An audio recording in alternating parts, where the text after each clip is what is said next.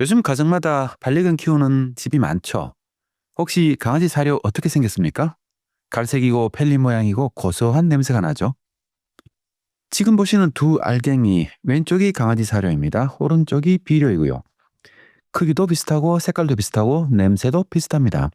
그런데 오른쪽 알갱이 안에는 미국 CDC가 탄저균, 보톨리늄과 함께 카테고리 B 생물 테러 물질로 분류한 독소가 들어있습니다.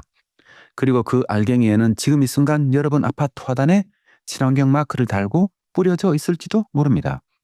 얼마 전 반려견을 키우는 지인한테서 하나의 요청이 들어왔습니다. 박사님, 유박비료라고 들어봤어요? 반려견 커뮤니티에서 지금 난립니다.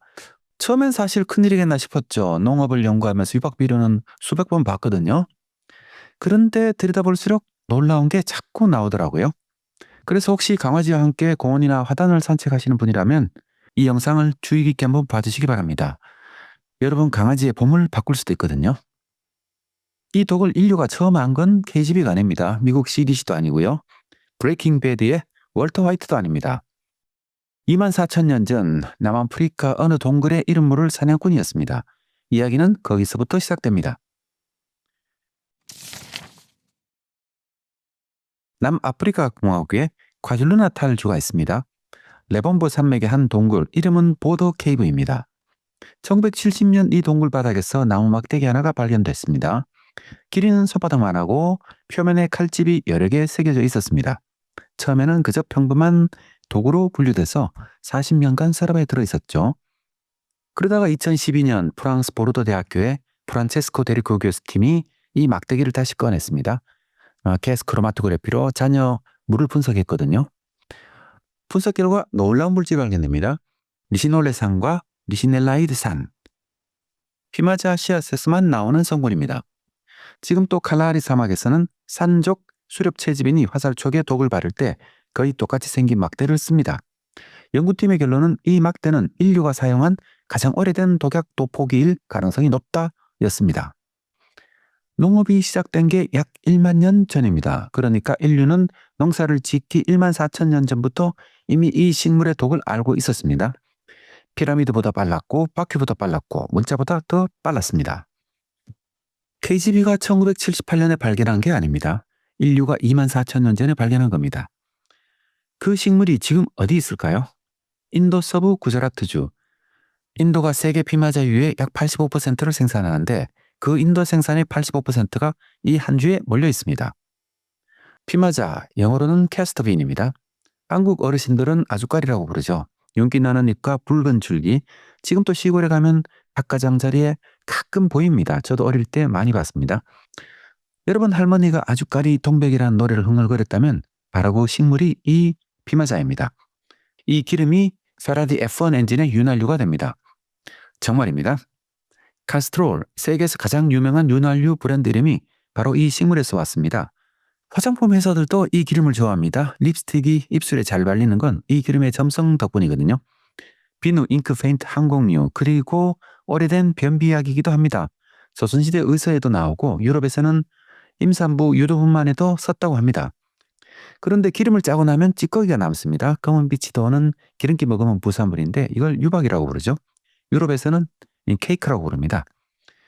기름은 압착 과정에서 열 처리를 받기 때문에 독성이 깨끗이 사라집니다. 그래서 페라리에 넣어도 입술에 발라도 안전합니다. 그런데 기름이 빠져나간 그 찌꺼기에는 원래 씨앗에 들어있던 독이 그대로 남아 있습니다. 이 박을 가축 사료로 쓰려면 별도의 고온 처리를 하거나 아니면 화학적으로 탈독을 해야 됩니다. 독성을 없애야 된다는 얘기죠.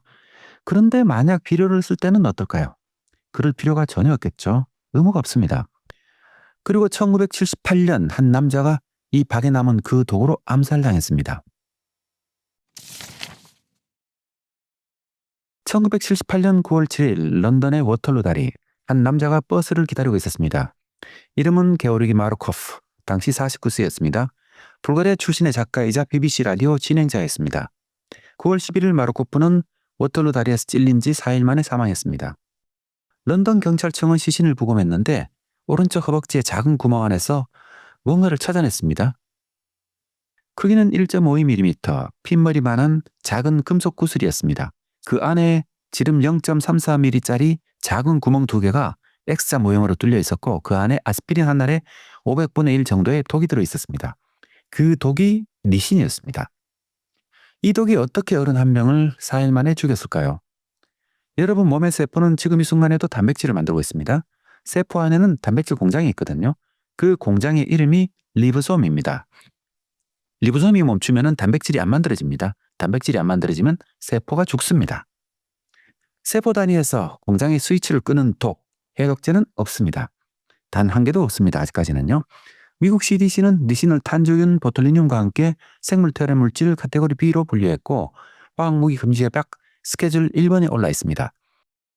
2003년 미국에서는 오바마 대통령에게 리신을 묻힌 편지가 배달됐고 2020년에는 트럼프 대통령에게도 같은 시도가 있었습니다.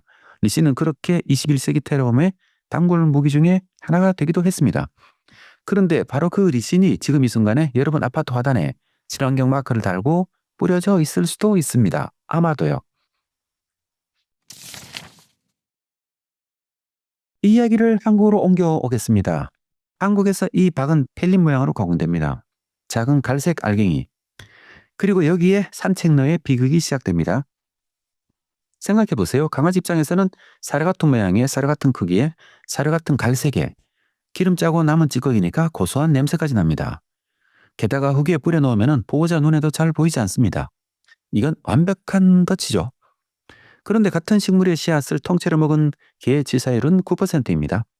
그런데 유박비료를 먹은 개의 치사율은 85%. 같은 피마자인데 왜 이렇게 큰 차이가 날까요? 답은 가공의 차이입니다. 피마자 씨앗은 단단한 껍질로 쌓여 있어가지고 개가 통째로 삼키면 껍질이 깨지지 않고 그냥 장을 통과합니다. 반면 유박비료는 뚜껑이 열린 독약통인 거죠. 이 위험을 한국 정부는 언제부터 알았을까요? 2013년입니다. 11년 전 강원도 과충위생시험소 연구팀이 한 마리 진도균 잡견을 부검했습니다. 사육장에 배버려진 유박비료를 먹은 개였습니다. 3일 뒤에 폐사를 했죠.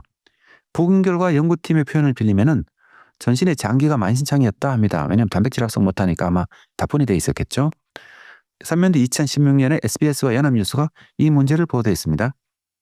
전남 담양에서 반려견 2마리가 죽었거든요. 농촌진흥청은 보도자료를 냈습니다. 식물은 리신을 흡수할 수 없다. 농경 관점에서는 농산물이 우선이었죠. 맞는 말입니다. 리신은 식물 뿌리로 흡수되지 않습니다. 그러니까 이 비료로 키운 농산물은 아무 영향이 없습니다. 그런데 지금 죽고 있는 건 농작물이 아니라 강아지입니다. 2017년 뒤늦게 비료 공정규격이 개정됐습니다. 리신 함유량 기준 10mg/kg 10ppm이죠. 포장지에 빨간 경고 문구를 부착하고 개, 고양이 등이 섭취할 경우 폐사할 수 있습니다라는 경고 문구도 붙었습니다. 그런데 아파트 관리소장이 이 경고 문구를 읽었을까요? 2018년에 기준을 만들었더니 업체들이 자체 분석한 결과 기준 초과가 속출했습니다. 업계가 당연히 반발했죠. 세계 어느 나라도 비료에 리신 규제는 없는데 한국만 만들어서 어쩌라는 거냐라고요. 2024년 4월 강원도 춘천의 한 아파트에서 비슷한 사건이 또 벌어집니다. 이름은 버들이 봄날 산책 중에 화단에 뿌려진 유박비료를 핥았네요. 응급실로 실려갔고 간신히 살아났습니다. 아파트 관리소장은 이렇게 말했습니다. 위험한 줄 몰랐다. 이름이 알려진 버들이 뒤에는 이름이 알려지지 않는 많은 개들이 있습니다. 한 보고서에서는 유박비료 중독 반려견 15마리 중에 13마리가 사망했고요. 이건 2024년 한 해 통계가 아닙니다. 매년 봄이 오면 이 숫자가 비슷하게 반복됐습니다. 2013년부터 2024년까지 11년입니다. 그런데 정작 이 비료를 검사할 사람은 한국에 단 한 명 있다고 합니다.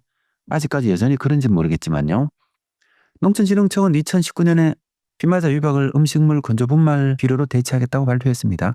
그러나 2024년 봄에도 춘천 화단에는 여전히 유박 비료가 뿌려져 있습니다. 이게 한국이 2026년 봄 현재 리신을 관리하는 방식입니다. 24,000년 된 독을 기준 한 줄과 검사관 한 명이 맡고 있는 셈이죠. 여기까지 들으시면 당연히 이런 생각이 드실지도 모르죠. 그럼 그냥 금지하면 되잖아. 저도 이렇게 생각했거든요, 솔직하게. 그런데 공부할수록 이게 그렇게 단순하지 않다는 걸 알게 됩니다. 이유는 크게 4가지입니다. 첫째는 값이 쌉니다. 피마자 유박은 20kg 한 포대에 1만 원 정도 하거든요. 다른 유기질 비료의 거의 절반 가격입니다. 둘째, 성분이 정말 좋습니다. 질소 함량이 높아가지고 식물한테 굉장히 좋은 유기질 비료가 되는 거죠. 안 쓸 이유가 없습니다. 농부 입장에서는요. 셋째, 대체제가 부족합니다. 비료업체 관계자의 표현을 빌리면은 피마사만큼 가격 경쟁력이 있고 질소 함량이 좋은 비료가 없다입니다. 넷째, 여기가 가장 어려운 부분입니다. 친환경 보조금을 받습니다. 유기질 비료 지원 사업이라는 게 있거든요. 농가는 자부담 20% 정도만 있으면은 나머지 보조금으로 채워서 유기질 비료를 사용할 수 있습니다. 정리하면 이렇습니다. 값싸고 성분 좋고 대체제 없고 보조금도 받는다. 이걸 한 번에 끊는다는 게 농가가 큰 손해를 보는 거고 채소값도 올라가고 결국 장바구니 물가까지 영향을 미칩니다. 농가 입장에서는 합법이고 도시 입장에서는 위험하고 그 사이에서 아무도 책임지는 결정을 못하는 거죠. 그래서 보호자는 기다릴 수밖에 없죠. 제도가 정리될 때까지. 강아지가 그동안 부살이란 보장은 없거든요. 여기서 한 가지 짚고 가겠습니다. 저는 농업을 연구하는 사람입니다. 그래서 이 비료를 쓰는 농민들 편에서도 한마디 해야 공평하겠죠. 농민들이 악의로 이 비료를 뿌리는 건 아닙니다. 밭에 비료를 뿌리면 작물이 잘 자라고 가격은 싸고 토양도 좋아집니다. 포장지에는 친환경 마크가 붙어 있고 국가에서는 보조금까지 줍니다. 농민 입장에서는 좋은 비료이지 위험한 비료가 아닌 거죠. 농촌에서는 강아지가 화단을 핥을 일이 뭐가 있겠어요, 그죠? 그래서 농민들 입장에서는 이 비료가 도시 화단에 가서 어떤 일이 벌어지는지 체감하기 어렵습니다. 그러니까 이 문제는 악이나 선의 문제가 아닙니다. 정보 비대칭의 문제인 거죠. 농민도 관리수당도 공원관리인도 모르고 쓰는 겁니다. 그리고 그 정보의 비대칭을 가장 빨리 메꿀 수 있는 사람이 지금 이 영상을 보고 계신 여러분들인 거죠. 그래서 보호자는 뭘 할 수 있을까요? 세 가지만 기억해 주시기 바랍니다. 3월부터 5월까지 봄철 비료 살포 성수기입니다. 화단, 공원, 산책로 근처 흙바닥에 갈색 펠릿이 보이면은 무조건 강아지의 접근을 한번 막아주시기 바랍니다. 그리고 도시공원관리사나 관리사무소에서는 가능하면 피마자 유박이 들어간 이 유기질 비료를 사용 안 하면 좋겠죠? 먹은 게 의심이 된다면 골든타임은 2시간입니다. 가까운 동물병원으로 포장지를 들고 달려가시기 바랍니다. 해독제는 없지만 위세척과 활성탄으로 독이 혈액으로 퍼지는 걸 늦출 수는 있습니다. 마무리하겠습니다. 오늘 우리가 추적한 길은 한 식물의 길이었습니다. 24,000년 전 사냥꾼의 화살에도 1978년 KGB 우산에도 2024년 친환경 비료에도 들어있는 게 똑같습니다. 차이는 가공과 라벨뿐입니다. 그리고 이 비료는 쉽게 멈추지 않을 겁니다. 값싸고 성분 좋고 대체제도 부족하고 보정까지 받으니까요. 농민도 관리성도 공원관리인도 대부분은 모르고 있습니다. 그래서 지금 이 순간 2026년 봄 현재 영상을 찍고 있는 오늘까지도 한국에는 도시공원과 공동주택의 피마자 유박 사용을 막는 법적 강제력이 있는 규정은 아직 없습니다. 올해 봄에도 화단마다 펠릿이 뿌려질 겁니다. 내년 봄에도 마찬가지를 보고요. 그래서 아는 사람이 막아야 되는 거죠. 가능하면 이런 게 있다는 걸 좀 알면은 사실 이런 일은 훨씬 줄어들거나 일어나지 않겠죠. 지금 이 영상을 보고 계신 여러분들이 아마 잘 알려주시면 어떨까요? 내일 아침 강아지와 함께 산책 나가실 때 화단의 갈색 알갱이를 다시 한 번 더 살펴봐 주시기 바랍니다. 알면 피할 수 있습니다.